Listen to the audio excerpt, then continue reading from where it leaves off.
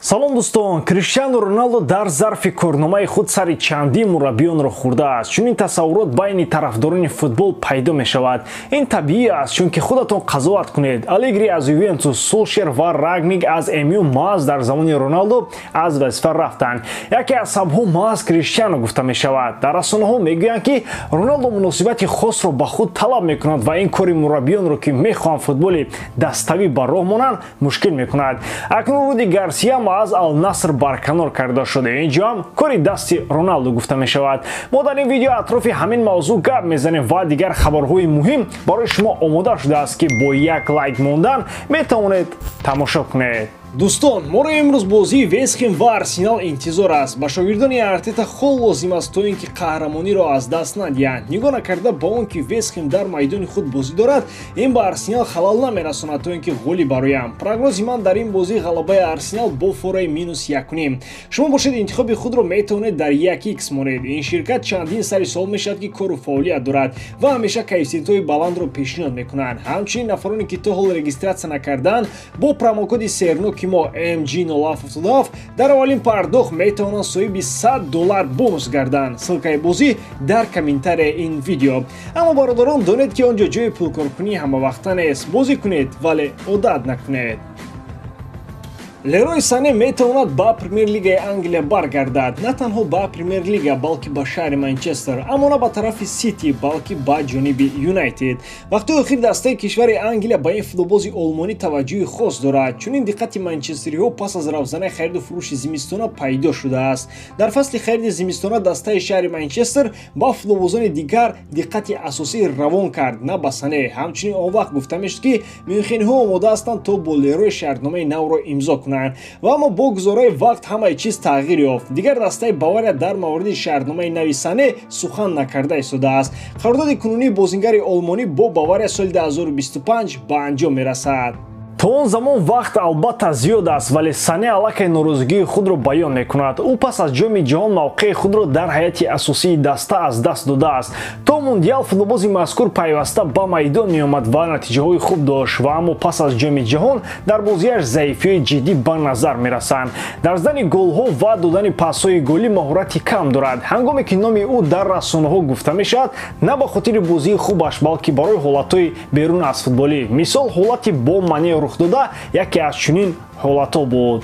Карло Анчелоти мехоҳад дар мавсими навбатӣ ҳам кори худро дар сафи дастаи Реал Мадрид идома бидиҳад. ӯ худаш дар ин бора ибрози андеша кард. Папа Карло дар нишасти матбуотӣ чунин ибрози андеша кард: муносибати президенти даста бо ман ҳамеша хуб буд ва айни замон ҳам Флорентина Перес маро эҳтиром мекунад. Мо кори худро дар мавсими навбатӣ идома хоҳем дод. Мо тибқи шартномаи ҳамкорӣ фаъолияти худро пеш мебарем. Шартномаи ман аз он мегӯяд, ки бояд корро дар мавсими навбатӣ дар дастаи шаҳри Мадрид идома диҳам. Мақсади мо ҳамеша ғалаба кардан ва ба пеш рафтан мебошад. Тӯли ин вақт мо ҳамеша вазифаҳои дар пешамо гузоштаро кӯшиш кардем то бо сари баланд иҷро кунем, гуфт Папа Карло. Қаблан хеле зиёд хабар дода мешуд, ки Анчелоти пас аз анҷоми мавсими ҷорӣ аз кори мураббигӣ меравад. ӯ мақсад дорад, ки ба нафақа равад. Аммо тавре аз забони худи Анчелоти шунидед, ӯ нияти рафтан аз корро надорад. Бисёр чиз албатта аз он вобаста хоҳад буд, ки Реал дар мавсими ҷорӣ ба кадом дастовардо мерасад. Бо эҳтимоли ғолиб мадридиҳо акнун Ла Лигаро аз даст доданд ва Барселонаро аз худ хеле дур гузоштанд. Айни замон Реал дар ҷоми Испания аст ва ин ҷоизаро метавонад аз худ кунад. Ҳамчунин дар Лигаи Чемпионҳо мадридиҳо то баромадан ба даври нимниҳоӣ аллакай қадами ҷиддӣ монданд. Агар Реал мавсимро бо ҷоизаҳо тамом кунад, ҳеҷ Анчелоти имконият пайдо хоҳад кард то тибқи шартномаи худ дар мавсими навбатӣ ҳам сармураббии дастаи Реал Мадрид бошад. 2 моҳи дар пеш буда тақдири Карло Анчелотиро дар дастаи Реал Мадрид ҳаллу фасл хоҳанд кард. Айни замон дар сатҳи роҳбарият дар ин маврид гапу садо нест. Ливерпул мехоҳад Хвича Кварацхелияро аз дастаи Наполи ба сафи худ ҷалб кунад. Мерсиадиҳо пас аз мавсими ноком бояд дар ҳаят тағйиротҳои ҷиддиро ворид кунанд. Юрген Клоп қаблан гуфта буд, ки ӯ бо роҳбарияти Мерсиадиҳо дар ин бора гуфтушунид кардааст. Ба ӯ ваъда доданд, ки тобистони соли ҷорӣ Ливерпул харидҳои бузург хоҳад кард ва ба Клоп пули калон ҷудо карда мешавад. Аммо ҳақиқат ба таври дигар метавонад бошад. Агар пули калон барои трансферҳо ҷудо карданӣ ҳастанд, пас чаро онҳо аз харидории Ҷуд Беллингем даст кашиданд? Баҳонаи даст кашидан аз ин футболбоз маҳз пули калон гуфта мешуд, аммо Наполи ҳам бо ду сомон кварацхелеро ҷавоб доданӣ нест. Неаполитянҳо барои футболбози гурҷӣ 130 миллион евро талаб хоҳанд кард. Ливерпул ки барои харидори Беллингем 150 миллион надошт, пас барои гирифтани Хвича 130 миллион аз куҷо пайдо мекунад? ин ҳам дар ҳоле ки Ливерпул ягона дастае нест барои ҷалб кардани Кварацхеле орзуи ширин дорад. Дар бозори трансфери дастҳои хеле зиёди аврупоӣ омода ҳастанд ки барои ҷалб кардани бозингари гурҷистонӣ Томи Ровуйсторо истифода баранд. ӯ дар мавсими ҷорӣ яке аз беҳтаринҳо на танҳо дар Италия, балки дар томи олами футбол аст. натиҷаҳояш ба он оварданд ки ин бозингар лақаби Кварадонаро гирифт. дар худи Англия Ливерпул чандин рақиби ҷиддӣ дар масъалаи ҷалби Хвича дорад. Манчестер Юнайтед ва Арсенал аз зумраи онҳо ҳастанд.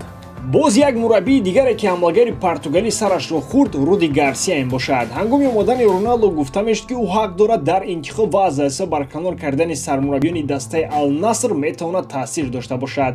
акнун ба Ал-Наср бояд мутахассиси нав ояд. киро роҳбарони дастаи кишвари Арабистони Саудӣ интихоб мекунанд? аз Роналдо ҳам вобастагии калон хоҳад дошт. дар интихоби сармураббии нав хеле муҳим ақидаи Роналдо аст. ду номзади асосии айни замон мавриди таҳлил ва баррасӣ қарор доранд. инҳо Жозе Маурино ва Зейниддин Зидан ҳастанд. Жозе кори худро дар дастаи Рома идома дода истодааст. дастаи шаҳри Рим имконият дорад то ба Лигаи Чемпионҳо барояд. онҳо айни замон дар мавқеҳои Лигаи Чемпионӣ қарор доранд. агар Рома ба мусобиқаи бонуфузи бошгоҳӣ роҳ ёбад, пас рафтани Маурино ба футболи Осиё аз ҳақиқат дур мешавад. Зидан бошад бекор аст. ӯ то ҳол пешниҳоди ягон дастаро қабул накардааст. вақти охир ӯро ба мунтахаби Бразилия даъват карданд, аммо ин масъала ҳам то охир ҳал нашуд. ин ду мутахассисро Роналдо ба роҳбарияти Ал-Наср тавсия додааст. ҳардуи онҳо ба Роналдо содиқ ҳастанд. Криш солҳои беҳтарини худро зери ҳамин ду нафар гузаронидааст. гӯем хато нахоҳад буд. Руди Гарсия ва кори ӯ дигар ба Криш писанд набудааст. гуфта мешавад ки Роналдо аз сабки бозии Гарсия розӣ набудааст. Криштиано мехост ки дастаи Ал-Наср боҷуръаттар бошад ва аз прессинг зиёд истифода барад. аммо Гарсия ба фикри Роналдо хеле зиёд ба хати дифоъ моил будааст. хулас ӯ ба Роналдо махкум нашуд ва барои ҳамин аз вазифа ӯро барканор карданд. қисми бештари хабарҳо аз сарчашмаҳои гуногун ин маълумотро ҳамин тавр меоранд.